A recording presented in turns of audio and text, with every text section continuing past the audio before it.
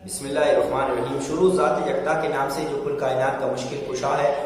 करोड़ों दुरूद सलाम मोहम्मद पर, आले मोहम्मद पर, असहाब मोहम्मद पर। नाज़रीन, ये तस्वीर सिर्फ एक फ़र्द की नहीं, ये पूरे निज़ाम का मुंह चढ़ाती तस्वीर है।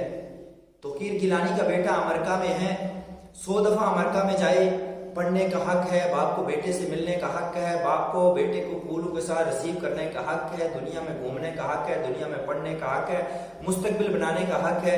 तौकीर गिलानी ने अपने बेटे को अमेरिका में फूलों के साथ वसूल किया। एतराज सिर्फ यहाँ पे है कि हमारी धरती के बेटे अपने लहू से रियासत के चिनार रंग रहे हैं। मेरे बेटों को, मेरे भाइयों को, मेरी धरती चिनार के लोगों को आपने तिम्बर का डंडा दिया, उनको टकराने की पॉलिसी दी, उनका नफरत सिखाई, कि पड़ोसी मुल्कों को दुश्मन मुल्क करार दिया।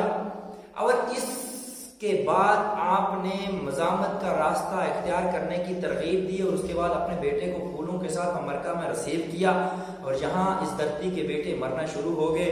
ये वही लोग हैं जो रोज हमें कौमी गैरत और नजरिए का दर्स देते हैं, लेकिन जब वक्त आया तो इनके अपने बच्चे मैदान से गायब नजर आते हैं।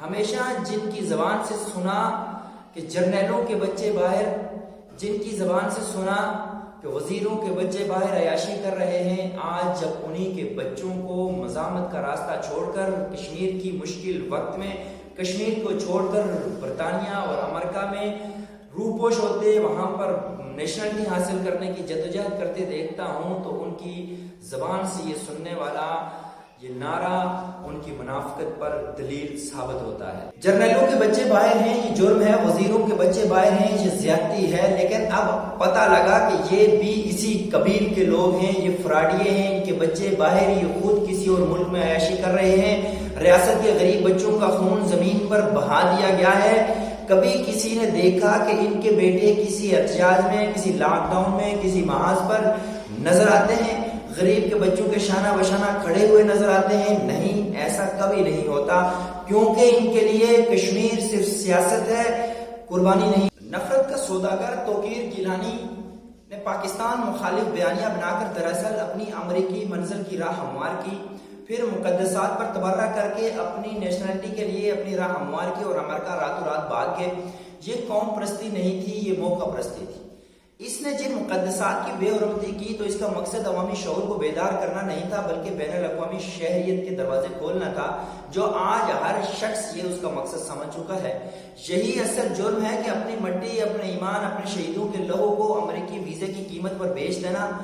आज अगर कश्मीर के लोग बेबस हैं, अगर अमन लाशों के नीचे दब गया है, इसके मुजरिम कोई और नहीं, यही सियासत के नकाब में छुपे ये कातिल हैं।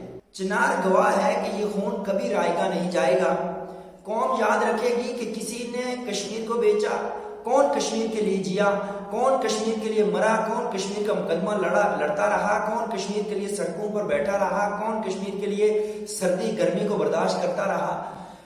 लोग ये बात जानते हैं, ये कश्मीर है, यहाँ बातिल की नहीं सच की हुकूमत हो।